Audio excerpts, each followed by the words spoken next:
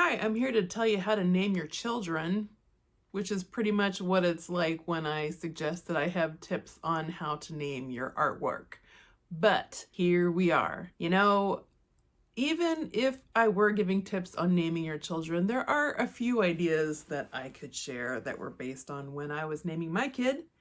And I seem to have racked up a few tips over the years on how to name artwork as well.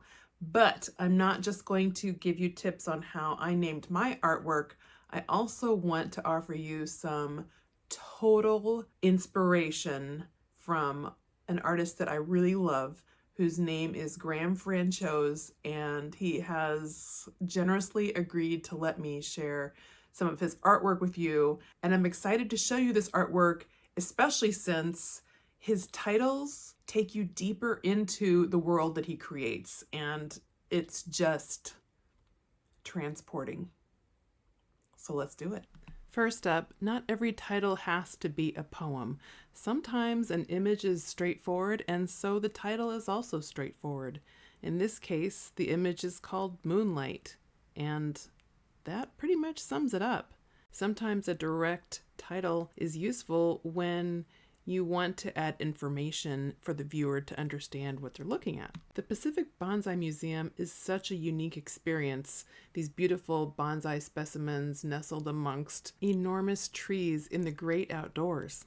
Finally, a really simple and direct title can be great if you are working with an abstract painting and you want to communicate with the viewer what your intention is. The next idea for entitling artwork is to tell part of a story, and this is where showcasing Graham's work really shines, because Graham was very interested in children's books illustrations, and although he didn't pursue that, you can see in so much of his work these narratives that have a kind of children's book feeling, but sometimes explore darker concepts and kind of more existential experiences. I'm delaying showing you the titles of these so that you can experience the art itself for a moment before seeing these wonderful titles that Graham has brought in that lend a completely new dimension. I also like to have a slice of life moment in some of my titles, and while I can't say that I have this fantastic otherworldly quality like Graham has, I do really appreciate a good narrative. Sometimes the best title points something out that maybe you might not have noticed at first and completely changes the character of the image after reading the title. Honestly, this is one of my favorite moves, both as a painter and as an observer of paintings. Another titling process I love is a conceptual title. And again, Graham has these beautiful narratives that sometimes require a little bit of explanation about what the concept is about. And I love these titles so very much. I would look at an image like this for quite a while and just enjoy it for its own sake, and then go back, read the title, and then just enjoy it all over again. A couple of years ago, Graham had a show called The Weight of It All, and it was a conceptual show that really explored the idea of weight, and he also had created this giant boulder sculpture that was suspended from the ceiling, hanging above it all. Yeah, really great concept. I'm a huge fan of concept myself in my art, especially when I'm working abstractly. And sometimes I'm trying to convey something that really is hard to capture with words, and I'll find myself having a really rough time locating the word that I'm trying to explore with an image. Somehow this is one of the most difficult naming protocols, but ultimately probably the most satisfying. And you gotta love a song title. I mean, music is so evocative of emotion already, and if you can use a song title or a lyric to call up the feeling that you're having, well, I mean, it adds to a wonderful viewing experience. A few years ago, I did a 100-day project, 100 days of painting the song, and I would listen to a song and attempt to paint it. And so I actually have quite a number of paintings that are named after songs for that reason.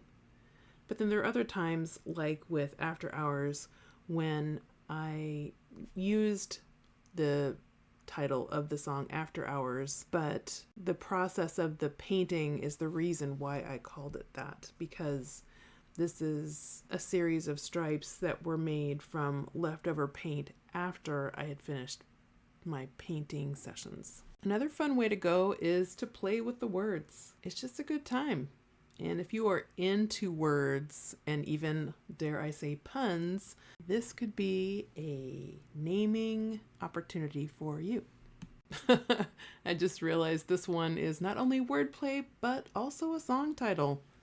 Mixing it up. You might find that there are words from other languages that are meaningfully connected with your artwork. In the case of this painting, I painted this in 2020 when we were supposed to be in Italy, and I studied Italian in college and had been looking forward to showing my family the town where I had lived. And so it was meaningful to me to name some of the paintings that I was working on around that time Italian names. Another way to go if you're doing abstract work is if there is something that has a broad category of interesting names that might somehow resonate with your work, that might be an interesting way to go. I did this series that felt a little bit like outer space, and so I decided to name these works after constellations that were also related to mythology. So I really enjoyed looking at each work and determining which god or goddess the piece reminded me of. All tips aside, I suspect the greatest way to improve your art naming is to get super clear on what your art is about. Understand what it is that you're trying to do. Seems like that would make your well of names just overflow. After reflecting on all these names, I actually think that the act of naming art is an excellent way to get to know yourself and your art voice better. So, naming paintings leads to more inner clarity, which leads to better names. Taking this time to enjoy Graham's work and titles is making me feel like I'm looking forward to naming some more art soon to play out the idea of getting to know myself better as I name my art. Thank you so much, Graham. So there you go. Hopefully some of that gave you some food for thought. And if you have any other ideas about how you like to name your artwork or your series, I'd love to hear it in the comments. And thank you so much for watching, and see you soon.